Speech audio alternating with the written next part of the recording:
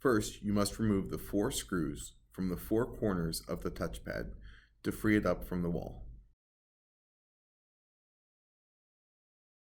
Once the screws are removed, simply pry forward on the touchpad to remove it from the wall.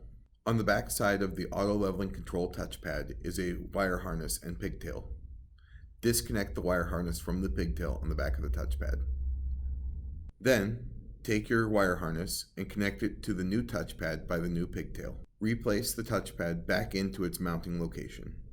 Next, grab the 4 screws you saved from before and resecure the touchpad to the wall by the 4 corners.